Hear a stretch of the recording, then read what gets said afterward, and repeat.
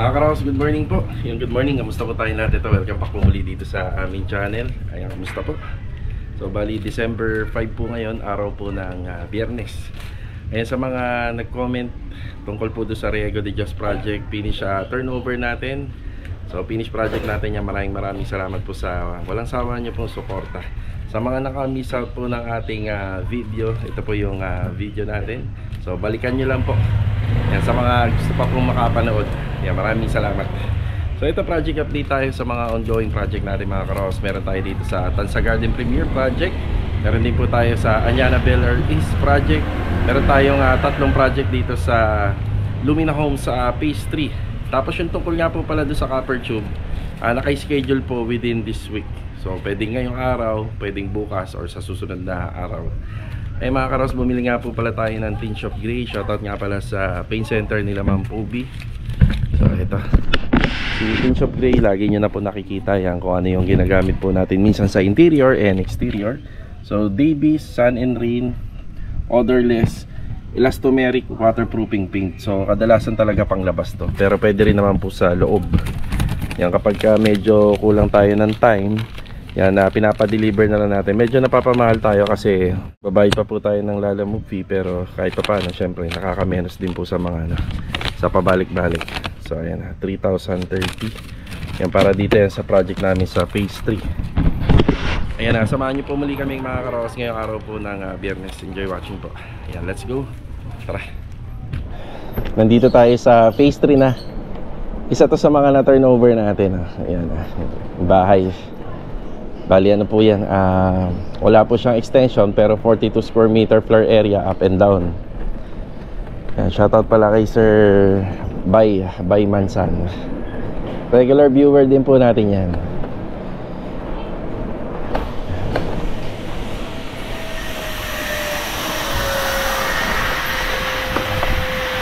Kaya Dindo. Yeah, Master Dindo, good morning. Good morning! Ay, shoutout nga pala kay Rigor Magtanggol. Happy birthday. Happy birthday! Yun o. Pakinaan niya muna ng ating music dyan. Music. Yung sounds. Okay, magandang araw nga po pala sa mga client owner namin. Tsaka kay Sir Joshua. Pumunta siya rito nung nakarahang araw. Yan, magandang araw po. Yan, salamat sa pamerienda sa tropa. Okay. So dito naman tayo naka-focus ngayon. Pagka finishing project, yan po yung lagi nating inaalalayan, lagi nating binibisita para masupplyan po natin ang mga kailangan, at saka hindi tayo mawala dun sa plano. Kasi may mga color combination paint din regarding po sa mga finishing na gusto ng mga kliyente natin. Yan. Okay, bati tayo. Good morning, Adonis. Good morning, nandito si Adonis. So, ayan, pinagagawa po natin dyan, tinanggal po natin yung existing window. Ang sukat nito is, ano sukat nito? 120 by 90? 90 by 120. So, ang dahilan niyan, ginawa na rin po namin yan sa project namin sa phase 6, no? Nang dahilan kasi maglalagay ng aircon si client na split type indoor unit dyan sa loob. So, kailangan namin pong ibaba. Wala naman po siyang disadvantage. Basta, nandyan pa rin po yung window. Pagka binawi natin si construction van, nag-inspect si developer tsaka si engineer, kailangan nandyan naman po yung window. So wala namang kaso kung binaba. 1 meter. So 1 meter by 120. Ayan, dinouble check ni Adonis. So share ko na rin ang isa sa magiging disadvantage. Baka mamaya kasi maglagay ng sopa. Tapos yung sopa medyo mataas ang backing. Siyempre lalagpas po yan dito sa pinakapasumana. Happy birthday nga pala kay Kuya Rigor. Ayun o. Happy birthday! Shout out, subscriber! Baka naman! Yan, happy birthday! Happy Biduya! Baka naman! Ayun o! It's birthday me! Nanonood! Ayan, bali, sana bigyan pa ng maraming mahabang buhay si Kuya Rigor. Marami pang pipinturahan yan sa mga gawa natin. Yan, pakubusin bagas Kuya Rigor! So, ito na nga. So, nakikita nyo naman yung pagitan po ng cove ceiling, dahil yung pinaka magiging wall niya. So kulang na pagka nilagay yung ating rito indoor. So sabi ko naman kay sir, pwede naman po siyang gumamit po ng centralized or yung nakatayo na po dito, pero mas prepared niya po kasi yung space. Mas gusto niya po na nandito po sa ibabaw. So, ayan po yan. Asikasuhin ni Adonis. So, naglalagay po kami ng header doon yung bakal. Ayan. Tapos yung tinge of gray, yung para po rito. Ayan, meron naman na kaming guide dito regarding po sa mga finishing paint. Ayan, nakapaskill na po siya dito. Ayan, tapos mamaya or sa mga susunod na araw, pinabababa ko yung mga paint light dito kasi pag pininturahan to para hindi mamansyahan. Tapos pinapabalot natin ng plastic. Ito, kagaya nito. Nakabalot. Ito, dito sila nag-a-adjust. Isa sa mga nagawa po rito, naglagay na po kami ng 3x10 na kornisa rito sa taas. Naglagay na tayo. Hindi naman po nahirapan yung installer kahit na nandito po yung yung ilaw, yung pendant. Yan.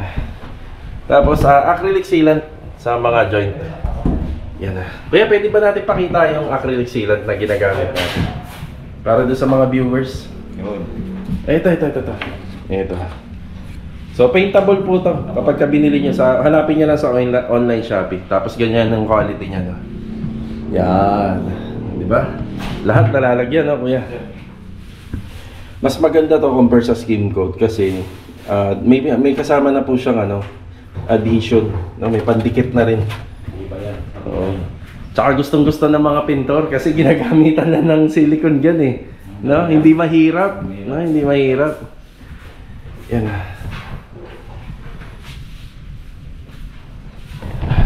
Nagustuhan ni sir yung pinturang ginawa namin dito. So maple po to kaya medyo mapula. Pero may mga finishing pa na gagawin dito si Kuya Rigor. Si birthday boy. Yan ba meron na may birthday niya. Kuya, matutulog ba o mag-celebrate? Matutulog. Matutulog. Walang ganap eh. Walang ganap. Pwede yun. Yan na, ito muna ang update natin dito. Yan. Ito muna. Tapos unti-untiin po natin pagagandahin yung harap. Pero nakapokus muna tayo sa second floor. Then dito sa interior ng living area.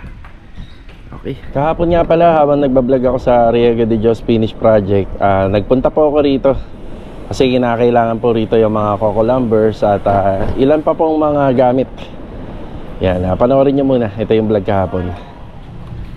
Good morning, Epoy. Good morning. Morning, Ricky. Good morning. Epoy, good morning po. Ayan, dito si Epoy. Ay, op. Meron nga pala akong biniling 4 na kilo na pako. Ay, ano yan, ditres, 2 kilong didos. Pakikuha na lang dyan. Op. Talaga. Batak na batak si Epoy. Mamadali eh. Oh. Galing po itong Tansa Garden Premier Project. So nagbawas na po tayo ng mga gamit po doon, coco lumber at saka ito yung mga pamorma sa runner. Ayan, dadali na po natin dito. Yung mga dinala ko rito kahapon, hindi pa naman po nagamit. Ayan pa. Ayan, at least naka-ready na. Imagine nyo kung walang corner area to, no? Saan kaya namin nilalagay lahat ng gamit namin? So, big thanks sa may-ari po nito. Kahit naman pa paano may po kami. May pinaglalagyan. So, ang mahalaga lang ay hindi ko nakakasagabal. Nandito naman po siya sa may bandang sidewalk. Ayan na. Dito lang po siya. Bali ayun mga karohaus, yun nga, pumunta ako rito kasi kumuha pa tayo ng mga ilan pa sa mga gamit sa Tansa Garden Premier. Yung ating mga nakahulma na ng pamoste, pang runner at mga additional na coco lumber para mabawas-bawasan din yung gamit natin doon sa Tansa Garden Premier Project. Kaya magandang araw din sa client owner natin dito sa bagong project natin dito sa Phase 3. Kaya patingin natin yung tropa. Ayan yung mga coco lumber natin. Nandiyan pa yung mga bakal natin, graba, buhangin, CHB, meron tayo rito. So ito yung mga kinuha natin galing po sa Tansa Garden Premier Project. Yan, tuloy yung gawa. Ayan. Poy, good morning, Poy. Good morning. Kay Ricky, morning. Good morning, bro. So ito yung update sa semento natin. Ayan, marami-rami pa naman. Tapos, good morning, Kuya Boy, good morning. Ayan na, lalatag na pa sila ng rito. Ng biga, paikot na po yan. So after po nito, syempre maglalatag naman po tayo ng ating mga coco lumber na sasalo po sa ating slab. So ang kagandahan nun, naka-flooring na po tayo. Yan. Para matibay na yung pagsasandala ng mga panukod. Yan. Kung kung maaari, ang susunod natin na mga ipapadeliver siguro CHB. Kasi ito lang, hindi na ganun kadami. Yan, kulang talaga yung unang in-order ko rito. Para masakto lang. Masakto lang po natin. At saka syempre yung area din, maliit lang po kasi yung area natin. So ito na lang naman yung asintadahan dyan. Yan dito, tapos dun sa gilid. Hindi na ganun kadami. Tapos may stock pa tayo rito. Then follow up ng semento. Tapos yung kasunod siguro ng mga papadeliver natin, papadeliver na rin tayo ng mga adhesive cement para may stock na tayo rito. Okay, tara sa Tansa Garden Premier Project tayo. Sabaw mo sa kanin ang ihi ng kambing. Liwanag, liwanag sa okay, nandito na tayo sa Tansa Garden Premier. Yan, base 5. Magandang araw kila client owner. So, ang gumagawa mo na rito, bali 4. Bali sa Lunes, madadagdagan na po uli sila rito. So, nagpapa-clearing lang tayo rito sa harap. Kasabay na po doon ng plastering sa loob at saka yung excavation natin para sa mga poste dito sa harapan ng bahay. Patiin muna natin sila. Yung bali hindi talaga kinukuha kapag nakasako lang sa sako po ng semento, pero yung laman nito mga kalat ng tao, basura, so wala siyang solid materials. Pero nag-provide na ako ng sako para mailagay, para makuha. Good morning Marvin. Good morning. Kay Rylet, good morning. Bali tatlong pa lang po rito sa harapan, tatlong column. Yan para po sa poste natin. So dito medyo matataba po yung pinaka-poste natin dito kasi bubuhat to ng gate. Bali yung gate po natin dito, so 4 na folded po yan. Isa doon at saka rito, medyo mabigat. Hey Sandy, good morning po. Morning, tsaka kay Kuya Richard, good morning. Yan, bali ang opening po ng pinaka-sliding natin dito ay naka-base po sa laki po ng panel. Yan, bali yung opening natin dito sa pinaka may carport papasok dito sa may dining area. Bali ang opening niya is ano po siya, kailangan naka-base tayo sa per panel. So kung dalawang sliding, so sliding na door po to, nasa 4 feet or 122 cm. Yan. So bali lumagpas po ito ng 250, pero may mga frame pa naman po kaya ganyan po kalaki.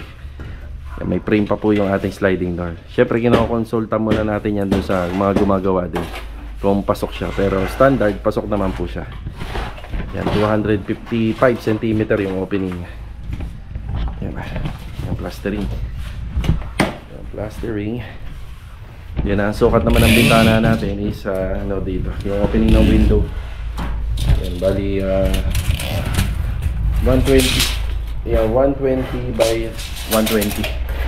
Yeah, 120 yung height, 120 rin po yung dito. 120 by 120. Para ang opening sliding window bali 60 cm.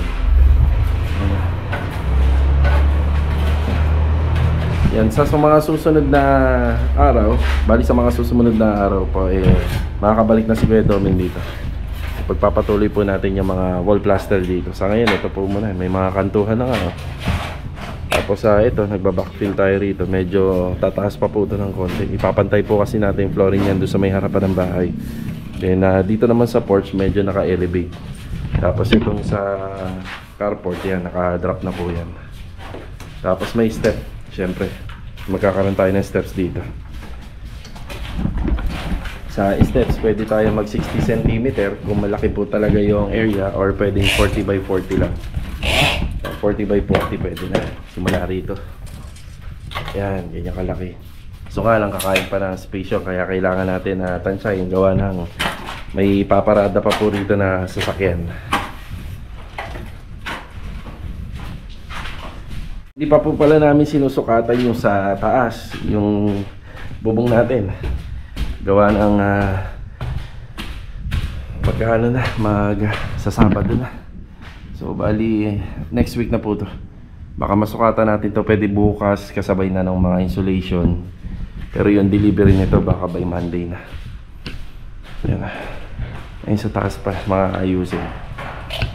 So ito, nagpapa-clearing lang muna tayo. Excavation.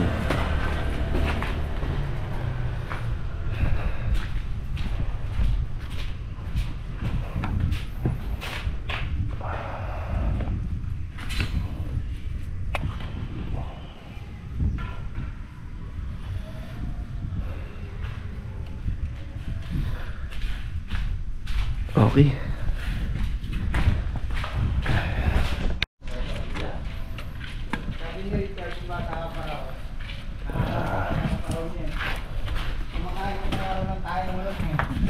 Tatay ko siya.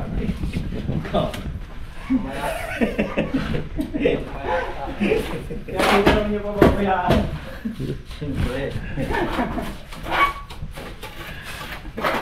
Parang ano yun, kumakain ng ano, ng dumi. Pwede ba sabihin dito sa video yun? Kumakain ng ano, ng tae ba yun? Tae?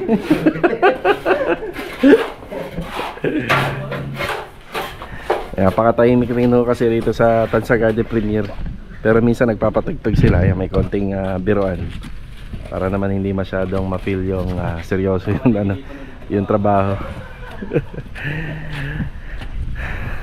Mga karawas, meron lang akong konting aasikasuhin.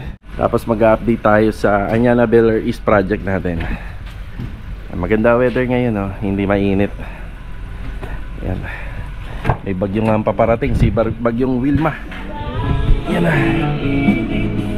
Yan na. Bale ito mga karawas, hapon na. Ayan na, time check. Yan, alas 3 na po ng hapon. Yan, nandito po tayo sa may bypass road papunta ng Anyana. Yan, bali mag-update tayo sa Anyana Beller East project. Ayan yung lagay ng weather natin. Nalobat nga po pala yung GoPro camera natin, kaya ang gamit natin itong si iPhone. Ayan mga karaw, shoutout nga pala kay Ma'am Esper Apolinario at saka kay Sir David Apolinario from Taguig City. Yan, God bless po. And ingat palagi. Yan, habang nasa biyahe tayo, gusto ko nga lang po pala magpasalamat mga ka-row house nung nakaraang taon. Nakaraang taon po kasi nung pagsapit ng December, may mga naging previous client tayo at saka mga ongoing client. Nung 2024, yan, nagbigay po sila ng pa-Christmas para sa mga manggagawa. Yan, medyo marami na po kasi yung manggagawa natin ngayon. Lagpas 10 na. Yan, maraming salamat po noon sa kanila. Yan, meron pa nga pong humabol si Ma'am Mercy at saka yung anak niya po. Nung nag-aano po kami na namimigay na po ng ipapamahagi ng pang Christmas. Yan, humabol po sila. Yan, naaalala ko po nun. Yan, gusto ko lang po sabihin dito sa vlog. Yan, maraming salamat po. Nakakatuwa kasi taon-taon may mga kliyente at may mga na-experience po tayo. Simula po nung nag-vlog po tayo, maraming nagbago po sa buhay namin. Napakadami po. Yung mga tropa, yan, naturuan ko sila kung paano makibagay, makisama sa mga nagiging kliyente namin. Yan, marami po akong ikinikwento sa kanila. Alam nyo ba yung mga kasama natin, once na nakakatanggap sila ng blessing sa ibang tao, sa kliyente man yan, sa subscriber, kasi may mga natutuwa po talaga din sa amin kahit papano. May nagpapadala. Meron nga si yung last na pumunta po rito taon 2020, itong taon na to 2025, si Sir Brian Ski. Yan, pinuntahan pa po talaga tayo doon mismo sa lugar namin sa Lumina. Yan, kahit gaano po tayo ka-busy, talagang gusto niya tayong makita. Ayun, nakapagpa-picture nga po kami sa kanila, mag-partner. Yan, shoutout po sa kanila noon. Hindi ko na matanda kung anong buwan. Yan, maraming salamat kay Sir Brian Ski. Yan, meron siyang binigay na cash, pinaghati-hatian ng tropa. Meron siyang binigay na mga souvenir. May dala siyang mga chocolate. Ayan, maraming salamat po. Every time na nakakatanggap yung tropa ng mga blessing, yan, lagi ko sinasabi sa kanila at mayroon ako laging pinapayo.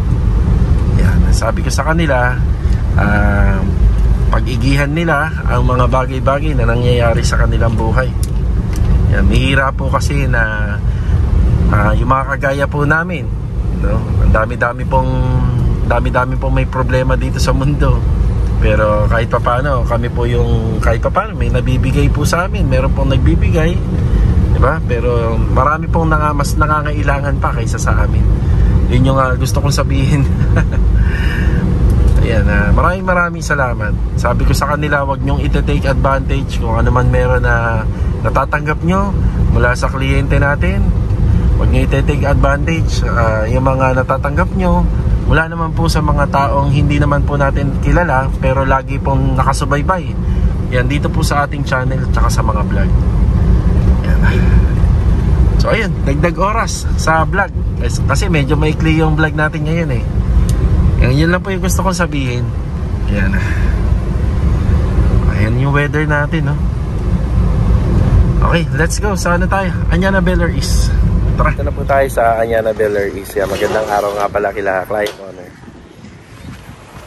Ganda ng weather natin. Kasi ganda na yung ni Mrs. Ayan. Okay, ayan na. Bali, 2 tao lang po muna yung nagawa rito. Ayan, nandito si Louie. Louie, good afternoon, Louie. Pumunta si Master Batang dito. Ayun ha, kinabit na pala ni Master Batang. Okay, may konti lang akong discussion dito. Ayan. Yan, bali, pinagpapatuloy na ni Louie ang installation ng tiles. Ayan. Bali mga karos, ito nga po sana may dumaan. Ito po sana magkahiwalay. So ito sana window na to yan nandito. Ang una magiging problema namin dito, yung mga bintana ko kasi rito hindi pantay-pantay, yung mga binaklas namin. Yan, bali ginawa na lang po ng paraan to ni Master Batang. Yan, ginawa niya na lang po ng paraan. Pero meron pong konting diferensya yung ano po nito, ng bintana. Kung mapapansin nyo, ito medyo mas mataas yung handle dito. Pagdating dito, medyo nasa gitna lang siya. So, yung ginawa na lang po ng parang ni Master Batang yan, kaya nagmukhang magkapantay sila. So, dapat yan, meron yan parang poste sa gitna. So, magkahiwalay po sana sila.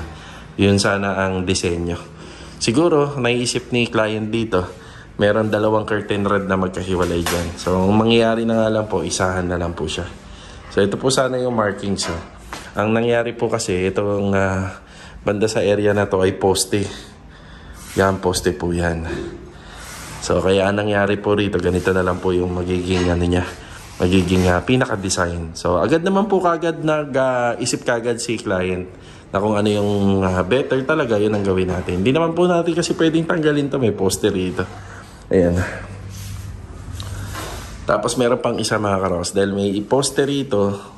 So, sa madaling salita, pagdating sa taas, may poste na rin. Ayan na. At yun naman po ang tinatrabaho ni Kuya Doming. So, imbis na po sliding door, nauwi na lang po tayo dyan sa ano. Kuya Doming, good afternoon Kuya Doming. Ayun. Yan, nauwi na lang po tayo sa isang swing door. Plus, itong nabutas dyan sa gilid ay gagawin na lang po yung ano rin po siya, parang ganito. May salamin na rin po dyan, may window. Pero hindi natin alam kung fix siya or owning, baka owning window, pwede pa siya. So, ayan na lang po yung ginawa po dyan. Ito yung mga nagawa dito sa Anyana Beller East Project. Tapos pansin nyo, meron din tayong trench drainage dito. May ano ho kasi rito may kantuhan. So, ito, pinabago ko kay Louie yung disenyo. Kasi mahirap na pong laruin yung klibe nito, magkakaroon pa rin ng stock ng tubig ang mangyayari kung nasa 10x10 lang yung ating floor drain. So ginawa ko, nilakihan ko na lang para hindi naman po makikita yung mga cut ng tiles. Doon tayo sa mas maganda. Mas maganda yan, lalagyan na lang po ng grills. Tinutuloy ni Louie rito.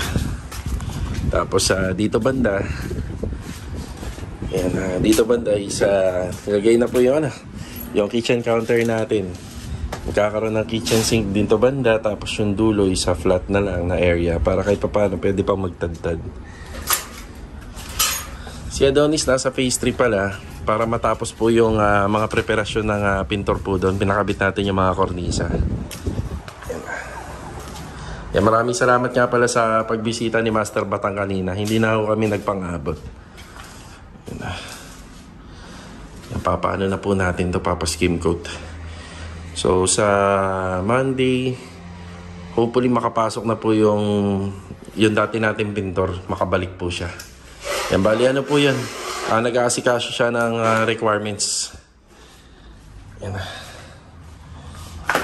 Tapos itong bintana na to, Ito na lang yata yung wala na yata paglalagyan. Halos okay na kami rito. So bali na recycle natin yung bintana na to. Yan yung glass na window. Na ano po natin siya, na recycle natin siya, galing po yata yan dito. Tsaka dun sa likod. Yan na. Tapos dito open na. Ang kagandahan lang dito kapag umakyat ka, kahit dito banda, parang may mataas na kisame. Yung kahit papaano. Yung gagawa na lang po natin yan ng paraan. Masunod natin yung ni client dito. Yung plano. Yan, open na. Tapos mapapansin nyo may ganitong design. Ayan, umano na po siya, gumalaw na. Yan na. May ganitong design po dun sa handrail. Yung handrail na yun, i-renovate din po namin. Yun po yung idudugtong namin dito. Yan na. So, ang plano rito, aabot siya hanggang dito sa area na to. Tapos, magkakaroon po tayo ng trellis dito. Trellis design. Ayan, gypsum board po ginamit dito. Kuya Doming! Ano balita kay Batang, Kuya Doming? Tapos na yung Batang. Natapos na. Binigyan ka ba? Binigyan ka? Binigyan. Tao pala kausap si Master Batang. Di ba? Natuwa ba siya doon sa ginawa mo? Hindi siya nahirapan? Ay, hindi daw. Di dyan din. Huwag mo rin siya pahirapan dyan, di ba?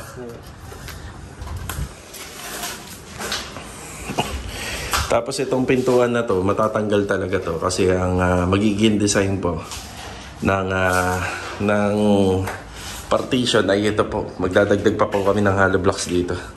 So dadagdagan pa namin ng asintada yan. Then another ano po ito, swing door, pero gawa na lang po sa glass and aluminum. Ganun din po ito. So ang gusto talaga ng mangyari rito, may papasok talaga na liwanag, no? Kahit papaano. So pagka umaga, tanghali, maliwanag po tong area na to. Kaya po pinalakihan niya sa amin tong yung hallway. Kaya pinalakihan niya po sa amin tong hallway na to.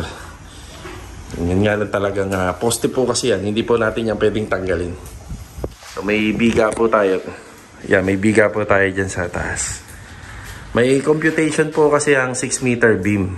So halimbawa 6 meter beam tapos walang poste, may computation to. Kaso nga lang, nakita natin yung ganitong model nagawa. Doon sa dulo banda, nakita natin na hindi po ganun kalaki yung biga. Tsaka yung poste, hindi naman din po ganun kalaki. Kaya may stress po tong beam natin kapag tinanggal natin to. So hindi po siya advisable tanggalin.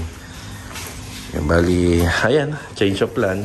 Mauwi tayo sa ganito. Pero mas maganda sana kung naging sliding. Tapos ito naman, yung galing dito. Yan, siyang malilipat na po rito. Yan, inayos na rin po ni Kuya Doming to. Yan, okay na rin.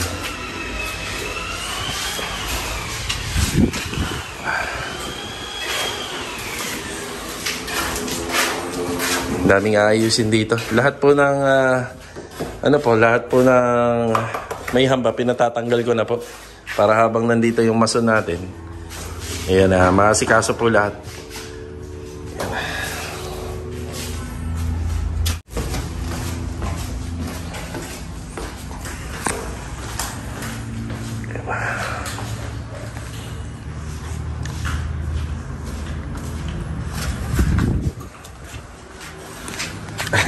May basura natin, yan, okay na po tayo. Hanggang dito na lang po muna yung vlog natin, mga karokas, ngayong araw po ng Biyernes. Yan, maraming salamat po muli sa walang sawa niyo pong suporta dito po sa aming channel. Sa mga hindi pa po nakakapanood niya ng vlog natin sa Riego de Dios, merong lote na 158 square meter. Tapos merong turnover na unit na 50 square meter. Yan, baka para sa inyo tong vlog na to. Yan, subaybay na lang po. Subaybayan.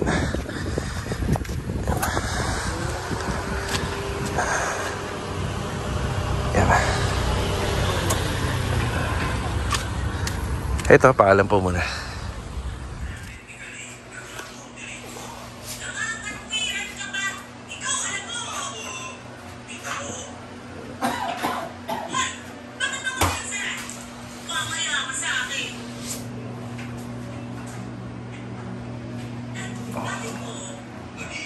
Sana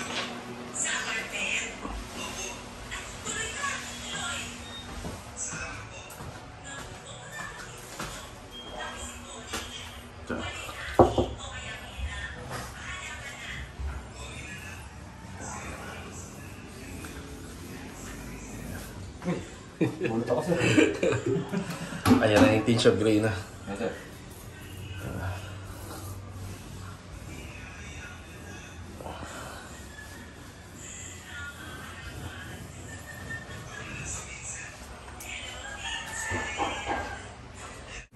Oh, happy birthday.